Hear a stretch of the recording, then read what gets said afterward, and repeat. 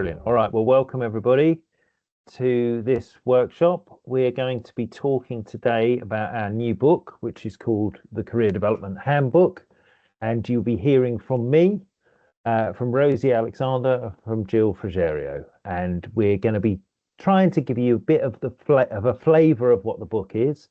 It's an hour webinar, so we're going to be fairly fast and furious. We'll try and leave a little bit of time for questions at the end if anybody would like to ask anything, but we will just have an hour.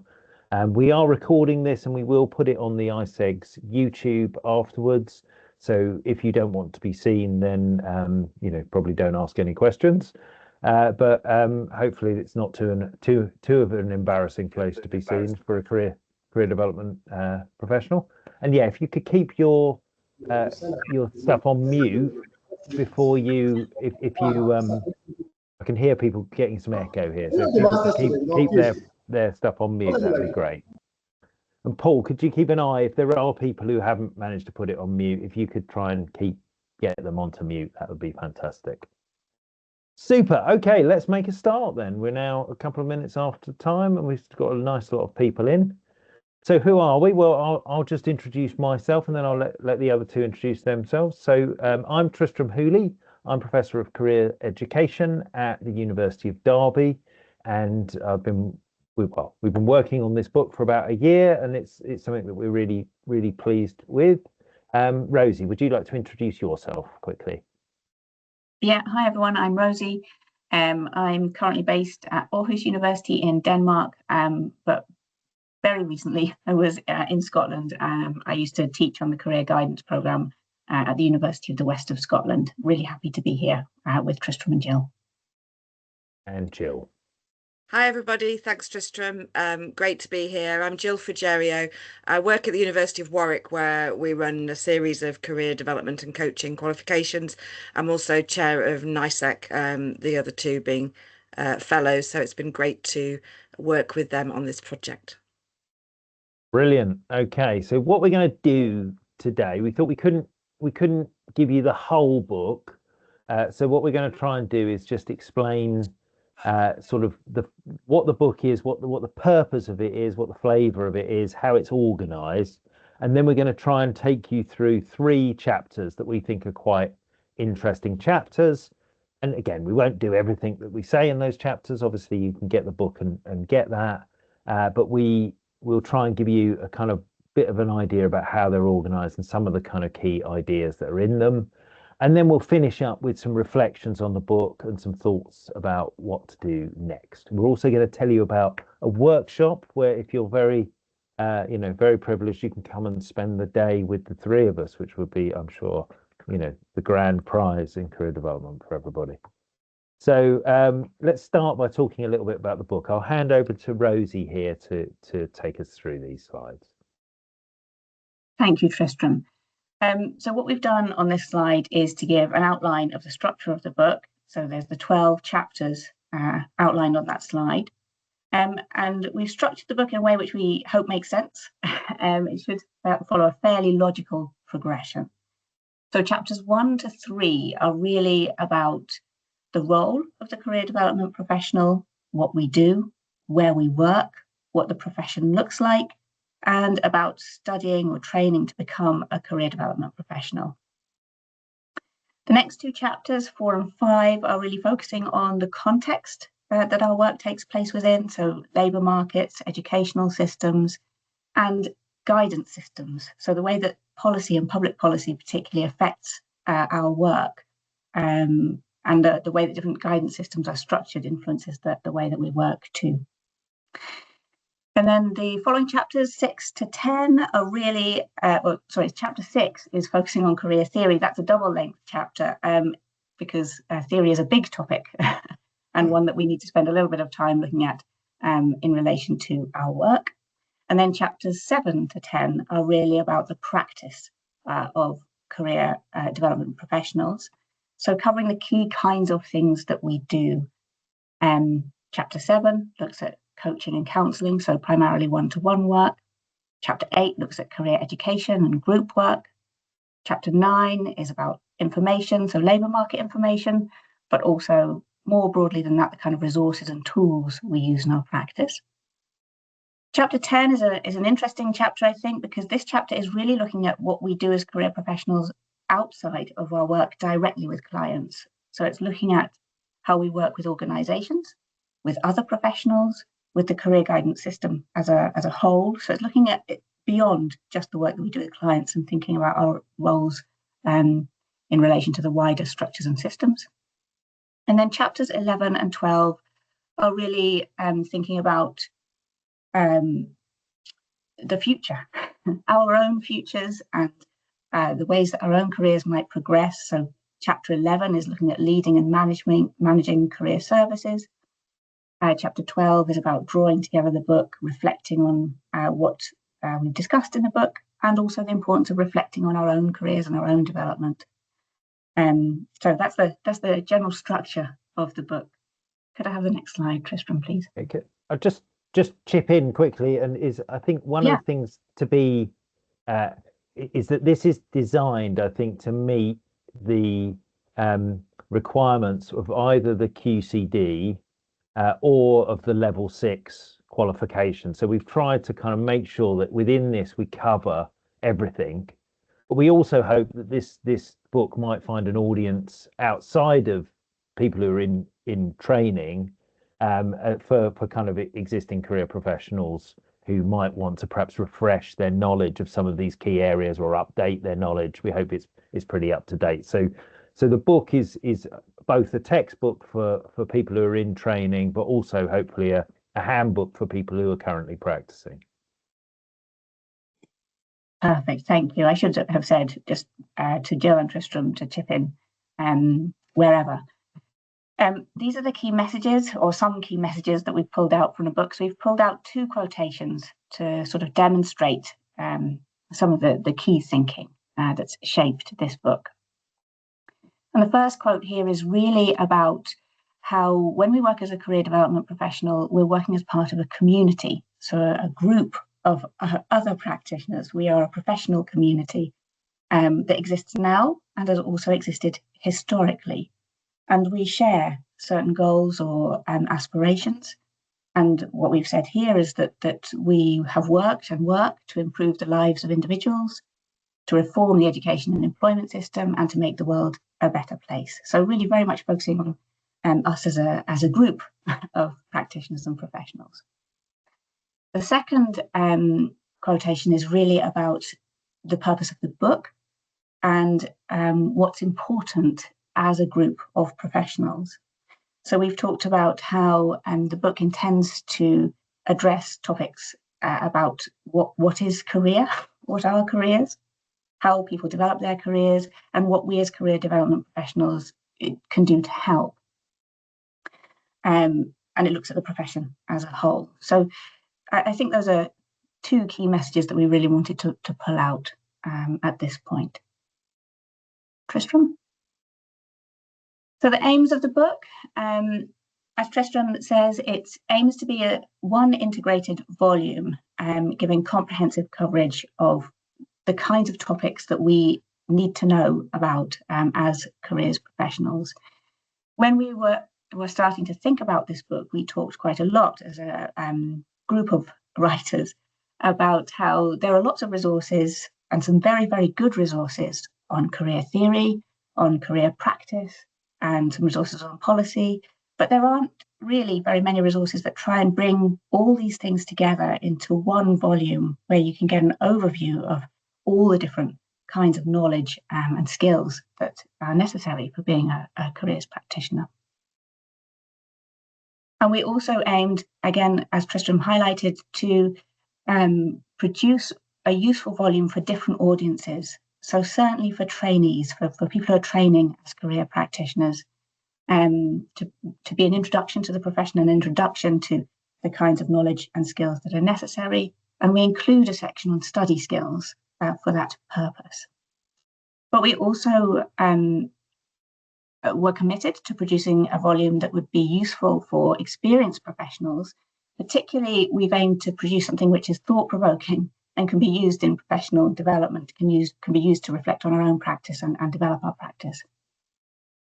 And finally, we wanted to produce a useful textbook and reference point for people who are involved in training career professionals. Tristram? So these are some key features of the book. We have a glossary. So this is, I think, a really important feature of the book. Our profession, like all professions, is full of terminology. Sometimes that terminology is a bit obscure or to people who are new to the field. So we have produced a glossary to define some of the key terms that we need to be aware of as careers professionals. We have a detailed reference list, which we've written here is everything you ever need to read, but a detailed reference list which links people to other resources in these areas, bearing in mind that it is one volume, so we haven't been able to cover everything in as much depth as we would like. So you can go away and you can look at these other references to find the information that you need.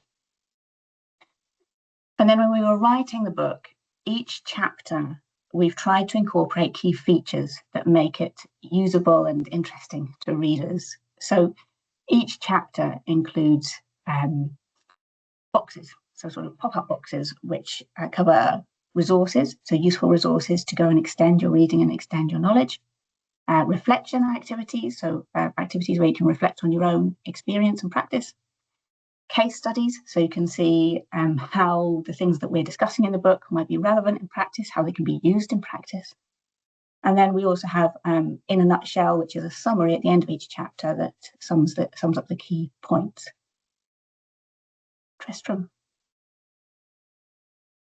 So at this point, we're going to switch across to talk about the chapters. I'm going to talk about chapter 4, which is about context. And I hope in the way that we present this information, you'll see how we're using those features of the book, the case studies, the resources, the reflective exercises in each of these chapters. So I'm going to give you a little bit of a flavour about chapter 4, Tristram. So this is broadly what chapter 4 covers. Chapter 4 is looking at the context for career development, and it's when we were putting together this chapter, we were really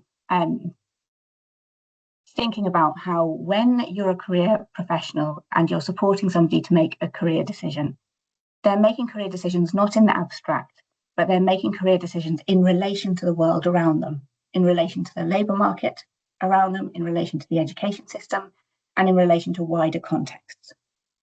And so as a careers professional, it's really important that we understand these things, that we have an understanding of the labour market, the education system, and so on. I chose to talk about this chapter partly because I think when I was training as a careers practitioner, this chapter would have been really helpful to me because there are a lot of papers, there's a lot of discussion about things like labour market information, about educational structures and systems that don't necessarily define the key terms. I remember the first time I came across the phrase labour market and being struck by that it felt like an odd phrase and I wasn't sure exactly how it was being used. So that's what this chapter aims to do, is to kind of demystify some of these terms and provide tools for understanding the context in which people are making decisions. So it's split into these 3 sections. The labour market section talks about different ways of understanding the labour market. It talks about things like occupations, industries, and skills, what these terms mean, what they refer to, and how they invite us to think about the labour market in certain ways. The education and training system section really talks about educational frameworks and types of education. So it covers things like what lower secondary and upper secondary education is, recognising that these terms are differently used in different contexts. Vocational education and training, what is academic route, what is vocational. So really giving tools to understand how we can look at the system. And the section on client context thinks about things like welfare systems, educational support, particularly finance for education, and employment rights, recognising, and legislation, recognising that these things have an impact on people's decisions. Next slide, Tristram.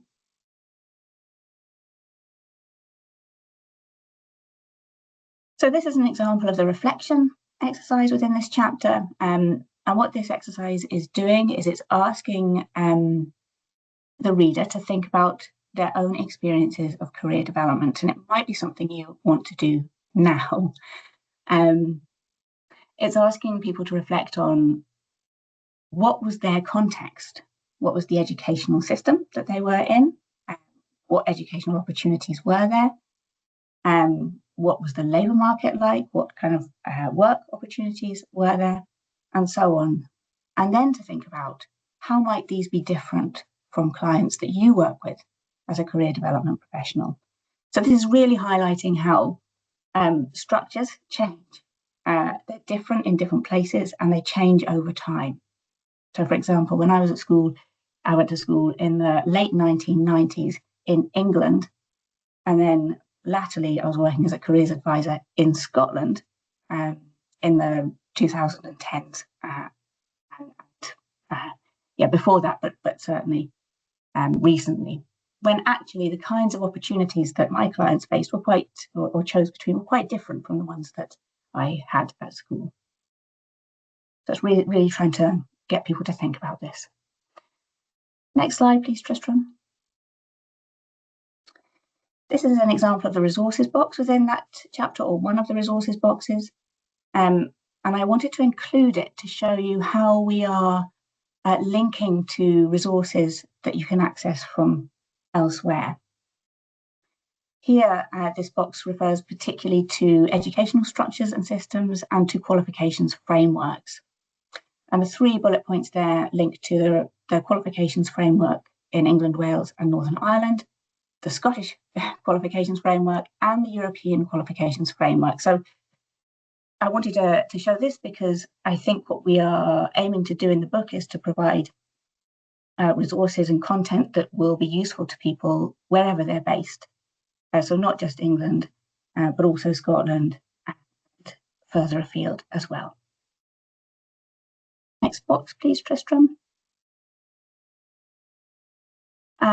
This is a case study that's included in that chapter. I'm not going to talk about it in depth because it's quite a complicated case study, but the essence of this is thinking about a client who is currently unemployed and claiming benefits and who has caring responsibilities for children.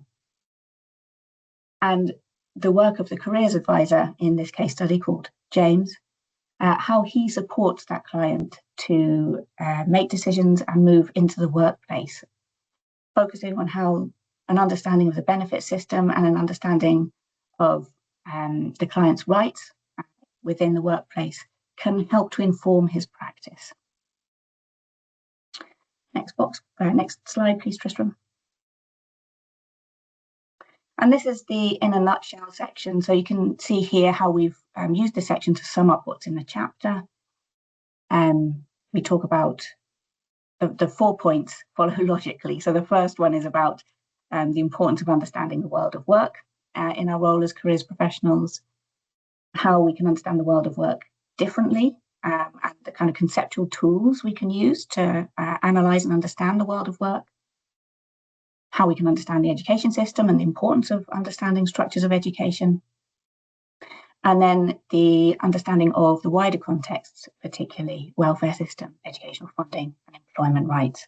And the final point is important here because it talks about a kind of underpinning feature of the whole chapter, which is that as a careers practitioner, it's important to keep reflecting and updating our knowledge in this area, recognizing, for example, that the systems that we were in when we were at school or making key decisions are not the same as the systems that our clients are operating within. And we need to stay up to date with what's happening in the world around our clients. I think that might be the end of my slides, Tristram. And so it's over to me now. So thanks for that. I mean, I think that gives us a really good sense of how the book is structured. I mean, obviously there's a lot of narrative and a lot of detail that goes on beyond that. I'm going to talk about chapter 6. And so one of the things is that we all wrote all of these chapters, but normally one of us led on the sort of first draft of it. And the aim with all of them was to get the chapter down to about 5,000 words. So it was a very focused introduction to each of these areas. So context or, career counselling or careers education or whatever. So it's incredibly challenging to get it in. But I think what we've tried to do is really boil this down to the essence of what it's about. But in chapter 6, I sort of had the first go at this, and I really failed royally to boil it down into 5,000 words. And we ultimately decided that really theory needed a bit more than some of the other chapters. I mean, obviously there's whole books written on career development theories. So we've got this slightly longer chapter which looks at theory, but I feel quite pleased with the way we've managed to deal with it, because I think the way that career theory is often taught tends to be very historical. So we sort of normally start with Frank Parsons and we say, these things happened in Boston in 1905. And then we go on and perhaps talk about Holland or Super, and we end up with, wherever the courses end up.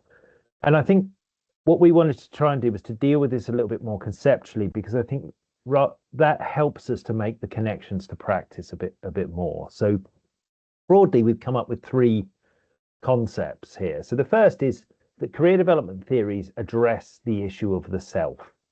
So they address the issue of who you are. And so you get a lot of stuff within that about things like measuring and describing personality. You get the narrative theories that talk about how we sort of articulate ourselves and understand ourselves in context. And then you get the sort of developmental theories that describe how the individual develops through their life. So moving from being a child, perhaps dreaming of being a dragon or a princess or a, whatever, and to the point at which you end up with a profession that you're actually in. So we start with this concept of the self, and then we say, well, that's only half of it, at least, because we also have the concept of the world. So, and some of what Rosie's talked about already fits into this. So we have the sort of facts of how society's organized, of the labor market, of the education system. We've also got a lot of theories which try to articulate how do people make career decisions, develop their careers, and so on, within social structures, within family, community, and cultural structures. And then we've also highlighted a strand of work that I think has been very important theoretically around luck, chance, and chaos. So the fact that, well, yes, there are all of these structures, but there's still the possibility for things to go in kind of strange and different ways. Everything's not preordained. Everything's not, always going to work in the same way. And so these issues of luck, chance, and chaos. So we discuss all of these issues as we go through. But then, of course, the really key bit for us is, well, how do we build a relationship and a kind of meaningful relationship between these two things of the self and the world? So the relationship between the self and the world, then we get into some theories like theories around matching, around decision making, around adaptation. So how do I fit into the world? And then we get into the kind of more social justice type of approaches, which say, well, maybe we should not just adapt to the world, maybe we should also change the world to make our careers work better. And so I think in thinking about career theory like this, I feel it helps us both to articulate how theories work, how they relate to one another, and also how we might then translate them into practice in ways that perhaps are a little bit easier to do than certainly some of the ways that I've taught theories in the past, which is essentially through these kind of historical surveys. So let's look at what we do with some of this. So the reflection, so this is one of the reflections in here. We've actually got a number of reflections in this chapter, but in this, we start people by saying, well, what are the basic folk theories? What is it that you believe about careers and careers work? And so what we mean by folk theories are things like a sort of an idea like, there's a place for everyone and everyone in their place. That's a kind of a folk theory. There's a way that we understand careers to work, or that there's a perfect job for everyone, or that, shit happens. These are folk theories that people in their life, it's not that they don't have a theory, they have an idea of how career works. And that people work within that. And obviously careers professionals have these ideas as well. And so what we're saying is, well, okay, think about that. what do you think about how important is an individual's personality to their career? How important is the world within which they live and work? How do the psychological and social aspects of career come together? And how far is it possible to plan a career, which is a really, critical idea, because I think a lot of people assume that that's what career development practitioners are going to help them to do, is to plan a career. But often we're going to say, well, actually planning is very difficult. We're not necessarily going to be able to stick with a plan. And so we then sort of get people to think about this. Well, okay, you've probably got some strong opinions on this. How open are you to thinking about it in different ways? Because this is the material that career theory is going to operate with.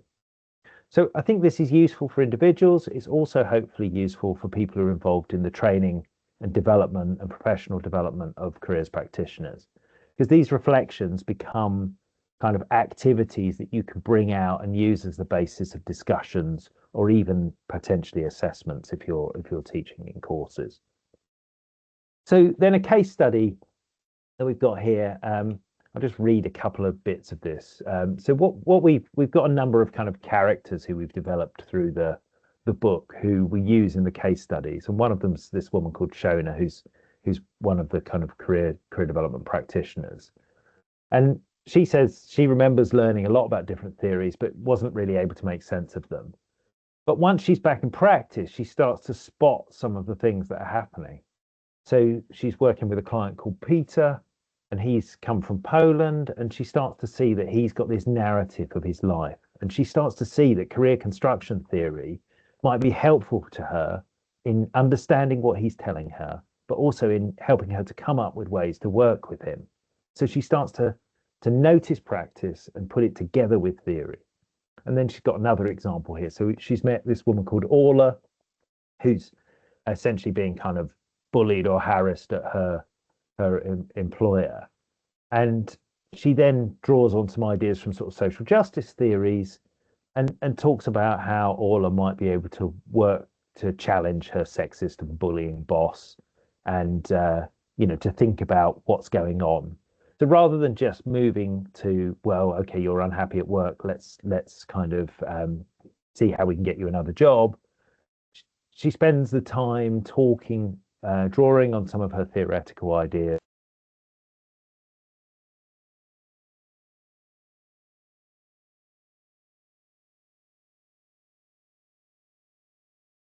From you're muted. Tristram, you're muted.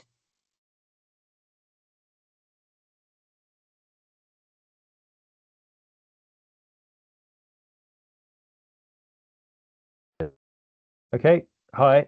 I don't know how that happened, but I will come back and carry on. So sorry. So, Rosie, where did I get up to before I muted myself somehow? I think we lost at least 2 minutes or so from there, maybe a minute. You were talking about you'd got to Orla.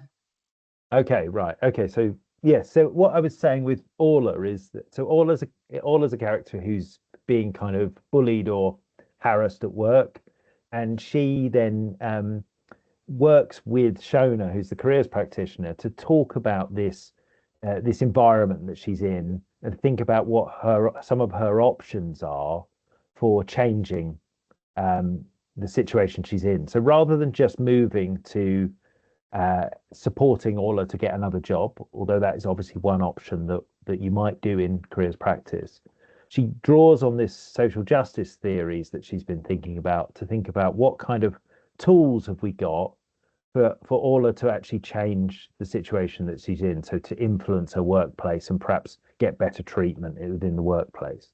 So this case study has a number of these kinds of examples, all looking at different theories. And what we're trying to do here is to take some of these theoretical ideas and see how they might chime in practice and be used in practice, both to help you in the understanding of what's happening to people, but also help you in developing new and different kinds of solutions and a wider range of solutions for them.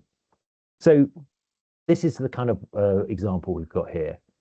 And so then in the resources section, I mean, some of the things that Rosie showed you were like links to websites and, you know, policy resources or databases or all sorts of things like this. In this one, we've drawn together a kind of list of what we think are useful books. And what we've always been trying to do here is to say, well, with every chapter or every section, you know, firstly, can we boil it down to 5,000 or slightly more words for you? But if you're going to read something else, then what is the most useful things for you to read? So we're always trying to kind of do some of that pre-selection for people and help people to figure out what might be the most useful things to read, what's the best books that are out there, and so on. So we've got some examples here. And here we're in this theory one, and I think we've done this throughout the book. We've both got more general books that are not just about career development. So, for example, Blackwell's a compelling introduction to philosophy, which we think actually might be useful if you're trying to understand the theory. You might want to read a bit more widely, but then also some other kind of career development books. So Nancy Arthur's got this book on career development theories and models, which I think is a really useful book. And so if you want to get deeper into some of the theories, then that might be one of the places to go. And of course, each of those books doesn't cover everything either. So you might want to read more. So this is what we're trying to do, I think, in the resources section. So in a nutshell here gives us you an idea of what this chapter is really saying. So firstly, that theories seek to make the world simpler without oversimplifying. And that's often a tricky balancing act. That's why theory is difficult, is we want simple but not too simple. The matching theory is at the heart of much thinking in career development, but many other theorists have argued that this is an oversimplification. And then some theories focus on the individual, asking how we can understand someone's personality, capabilities, and interests in ways that help to understand their career. Other theories focus on the world, trying to understand what kind of environment this offers for careering. And finally, still more theorists are concerned with the question of how we bring the individual and the world together in a way that helps people to understand and develop their career. So that's what we've tried to do. And as you see, it goes back to that kind of conceptual model that I started this with. So hopefully that gives you some kind of flavour for what we're covering in this theory chapter. And I'll hand back to Jill now to talk about this chapter 10 on organisations and systems. Thank you, Tristram. I'll try not to mute myself. So yeah, well, we chose this chapter to focus on because we felt that it's got some interesting things to say about the role of the career development professional.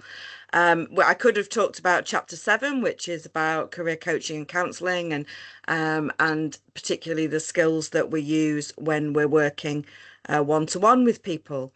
But one of the issues that we're really trying to address with this book is that our work is so much more than what we do actually when we're sitting one-to-one or even facilitating a group with a client. That's very much often where a lot of the focus is, and there's some really good whole textbooks about career coaching and guidance skills and so forth. But our roles are more than that and require us to operate at that kind of level of interacting with colleagues and other stakeholders and performing a whole range of activities that we can still conceptualize as guidance, but that take place outside of that kind of dyadic sort of format. So when we're advocating or managing or leading or developing a new area of service provision or researching, evaluating something an initiative that we've taken or something that's been on offer as part of our service, then we're still engaged in activities of guidance. So could I have the next slide, please? Yeah, so what we're saying here is that in the book, by this point, we've talked about that kind of micro level, focusing on that individual client interaction. And we've also talked at the macro level about the overall shaping context for our work around labour markets and education systems and the profession. But in this chapter, we're honing in on the types of organisations that we might be working in, which might be an education provider, might be a public employment service, might be a career development service, might be in private practice, or might be within an employing organisation as part of a kind of HR adjacent kind of support for talent within an organisation. There's a whole range of different contexts, organisational contexts that we work in, and it's really important to have a way of that we think about our work within our organisational context. Can I have the next slide, please? So here we've got Shona again. This case study, we've just got a very small part of the beginning of it there, but it's a longer case study in which we show how Shona has seen the importance of working in a variety of different ways with different stakeholders within her organisation. She's seen a need for more strategic connection of people who are working within their local community around support for migrants. She's seen a rationale for that, and she's also seen a way of creating a space for people to operationally interact with one another, get to know one another, and develop partnerships and work and sort of smooth out wrinkles in kind of inter service referral and so forth. So in this longer case study, we go into details about how Shona took the initiative to develop the Manchester Migrant Support Forum and what that's been, how effective that's been. And I think what we're trying to address here as well is some of the kind of ways of working and the skills that Shona will need in order to take those sorts of initiatives and to negotiate the space to do that work within her workplace with her colleagues, with her line managers, and to kind of really frame her role as doing taking those sorts of initiatives and crafting her own job a little bit in that she's engaging in advocacy, she's engaging in systems change. Can I have the next slide, please? So just one of the reflection boxes that we've got within this chapter invites you as a reader to be thinking about your organisational context and what's your organisation trying to achieve. If you're working in a university, for example, you might be thinking about who the stakeholders are within the organisation, and or within a school, you might be thinking about what are the metrics against which the school is measured, and really understanding that context doesn't mean that we buy into all of those metrics or strategic goals and objectives of our organisations, but it's really helpful in terms of understanding them and then thinking critically about the barriers, challenges that might be posed by the context that we're working in, and who the partners and stakeholders are that we need to work with in overcoming those barriers. So it's just a bit of space for some reflection and getting into some of that stakeholder mapping activity that might be of value. Can I have the next slide, please? So this is something that Tristram brought to this chapter, which I think was a really helpful way of thinking about partnership. And some of the ways that we might develop partnerships. We may struggle with aspects of partnership working, which may be something that comes quite naturally to us, and we really need to think about how much space we're going to give within our roles to develop partnerships. And for some areas, it may be that really a loose network is sufficient for you to leverage those benefits, if you like, of partnership working.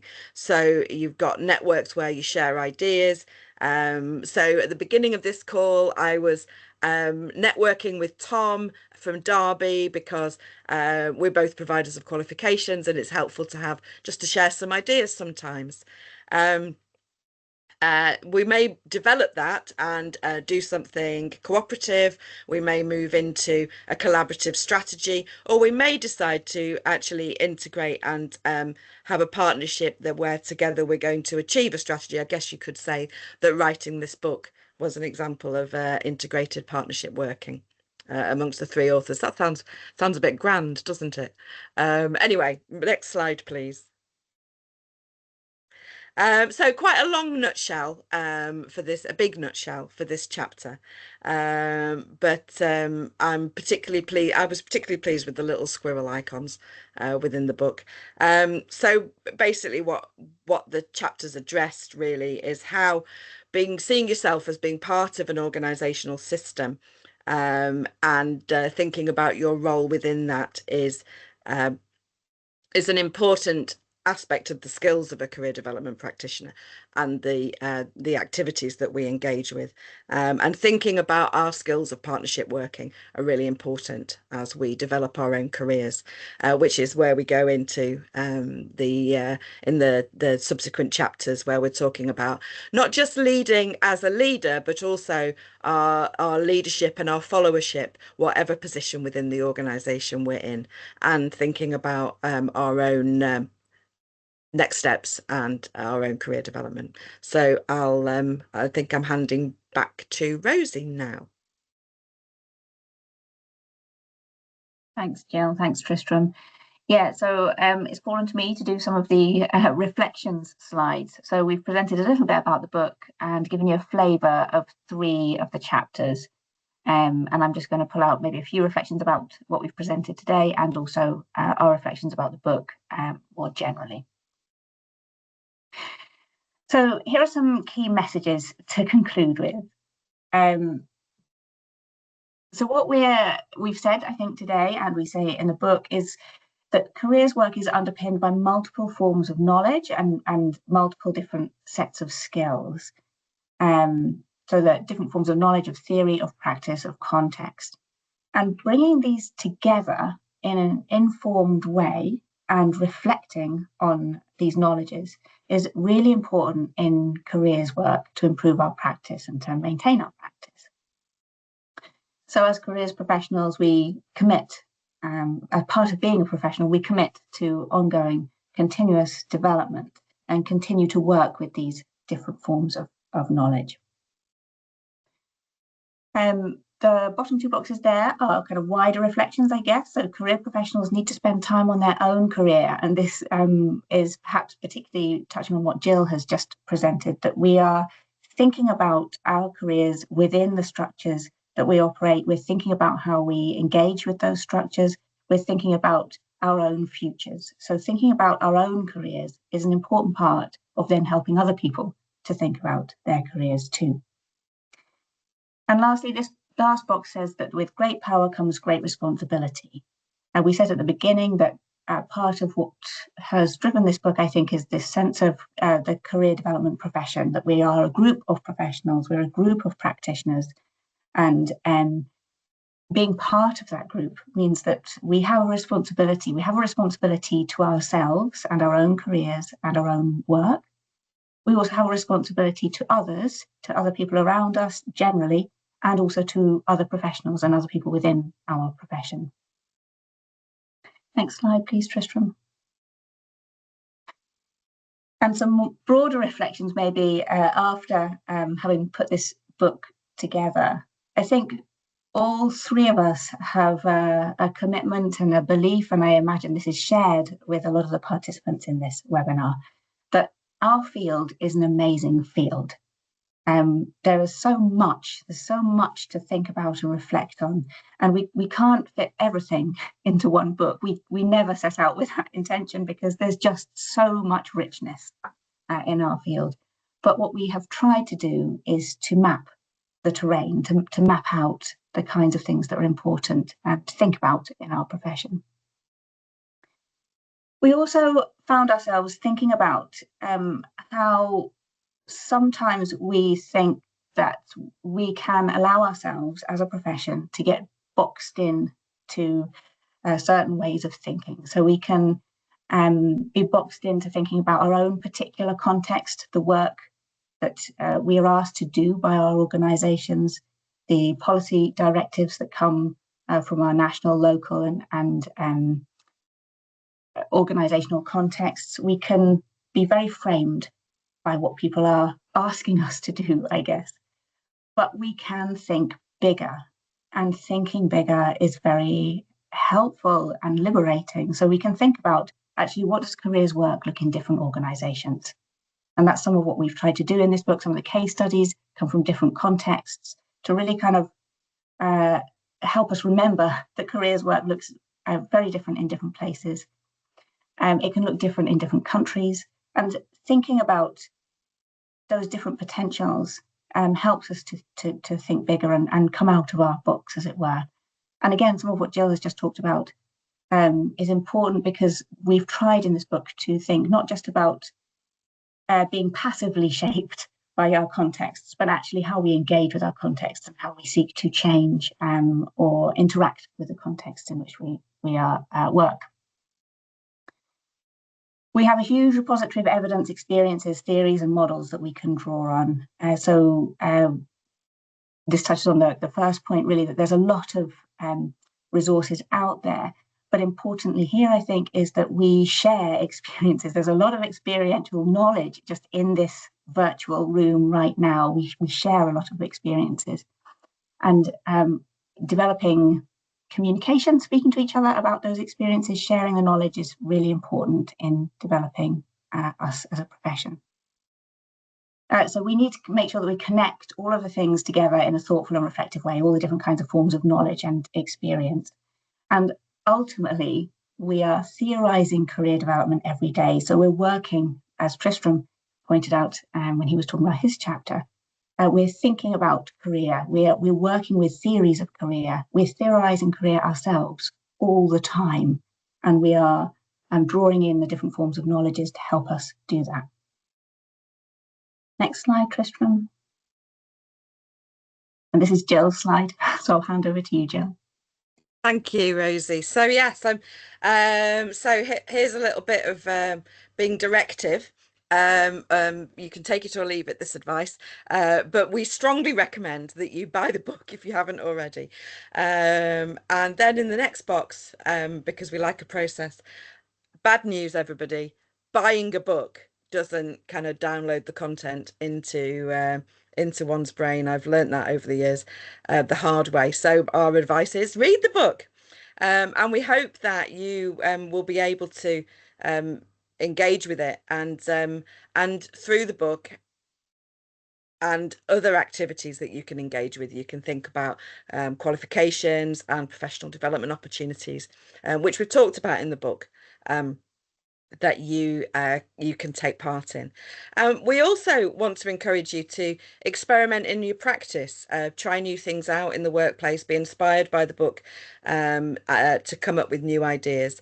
And I would add in there also, when you are trying things out in your practice, think about that not just as CPD, but as a resource to share with the profession. So think about ways that you can share your learning, your research outputs, if you like, with others in the profession through various networks that exist. And you can also use the book to whatever, if your role allows, to help you to think about how you can train and develop others. And of course, we are three people working in the field who had the opportunity, the contacts with Trotman and some of the experience needed to write the book. But you can do that too. It might be write your own book and help expand the evidence base, or it might be about offering your own experiences into the sector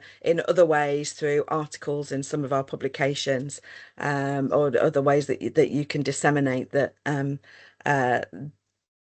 so that other people can see the benefits, and we continue this kind of sense of being a collective and a community of career development professionals.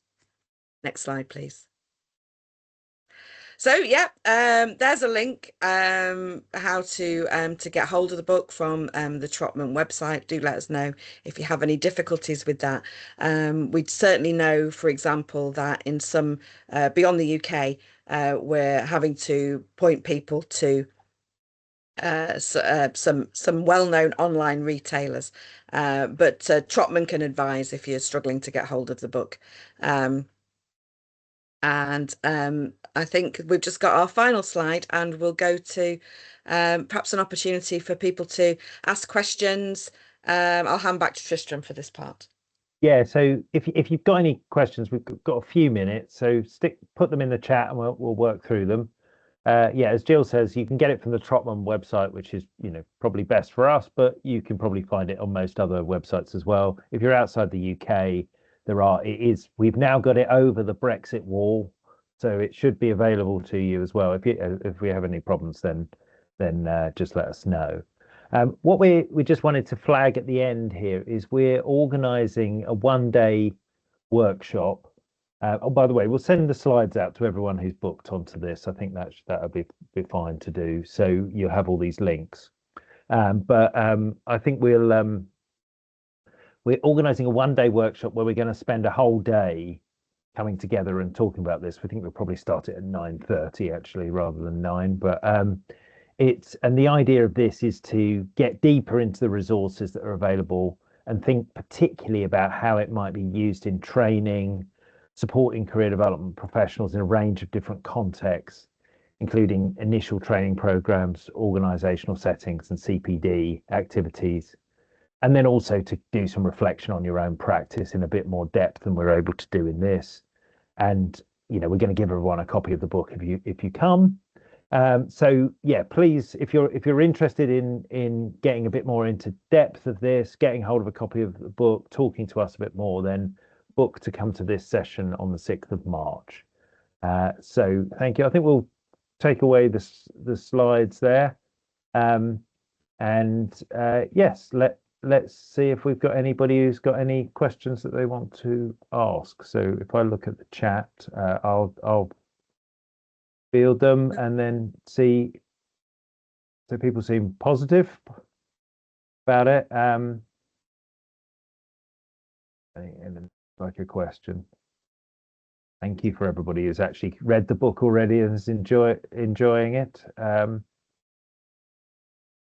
We've got a question from Catherine Reynolds about ways we can advice on how people can use the book to help others develop. Any ideas? Shall I have a go at that? You have a go, yeah. Yeah, I mean, one idea that just has come into my mind would be perhaps if you've got a reading group with colleagues, or you're in a team, or you might connect with some others via CDI or other organizations, even because I know that isolation for a lot of people working alone can be a bit tricky. But if you develop some sort of network or supervision group, you could usefully perhaps look at the case studies, discuss them, use those as a resource and the basis for a discussion about what you take away from those. I do know that the Facebook group for practitioners that the CDI has set up can be a useful place for sort of starting to forge those relationships. So that could be mobilized as well, perhaps. But my colleagues, go on. No, sorry, I was going to respond to. So Anne just asked a question about a discount. I don't think you can get a discount if you've already purchased it, but we will probably send around some information about oh, sorry, in terms of coming to the workshop. Yes, I'm sure we can probably organize that. So yeah, just let us know. Yeah. Obviously you might want a second copy to give to a friend, but yeah, we can probably sort that out. Any other questions that anybody wants to ask? No? Oh. Yeah, well, yeah, we'd happily go on a road trip, wouldn't we, folks? Yeah. Perhaps you could help us organise that, Ugana. Yes, it is available as a digital book, so the book is available digitally as well. Okay, it sounds like there's not any sort of questions here. So yeah, thank you for everyone who's come. I think it's been a useful session, giving us a chance to talk about what we've actually done, which we haven't done since we finished the book. So and yeah, I think it's a useful book, and so please enjoy it if you get it. Hopefully see some of you at the workshop, and thank you for coming.